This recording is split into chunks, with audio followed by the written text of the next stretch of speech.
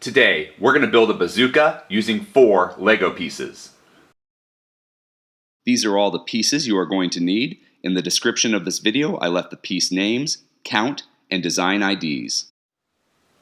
We're going to start with this friction cylinder. And to be honest with you, this friction cylinder by itself could be a bazooka. So you could just put this on your minifigure and pretend they've got a bazooka. But one piece is not really a tutorial, and this is not April Fool's. So what I'm going to do is kind of show you how to build that rocket to shoot out of our bazooka. And to do that, we're going to grab a 1x1 cylinder piece. And you want to have the hole at the top of that cylinder piece. And the reason we're doing that is our next piece is going to be this 3L bar. Now, you could go 4L. It doesn't really matter, but I want this bar to match the color of my cylinder. Now I'm using tan, but you could use whatever color you want, a reddish brown, a gray, even black, but I kind of like that tan color because of all the desert warfare we've been having recently. But what I'm going to do is I'm going to stick this bar into the front of my cylinder piece and just push it all the way through, except for a little nub. Because if you look at kind of the rockets that shoot out these bazookas, they've got like a little piece sticking out, kind of like the detonator, so you hit it and it explodes. But now I've got that cylinder piece in. I'm going to get another cylinder piece, and you do want some color contrast here, so I'm using black since that's the color of my bazooka. But what you're going to do is you're going to put that cylinder piece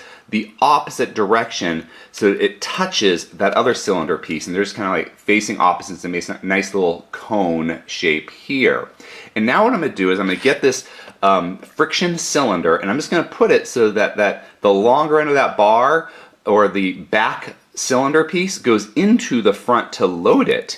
And here we've got a little micro bazooka for your minifigure to use in any military, mock, or stop motion work you might want to create.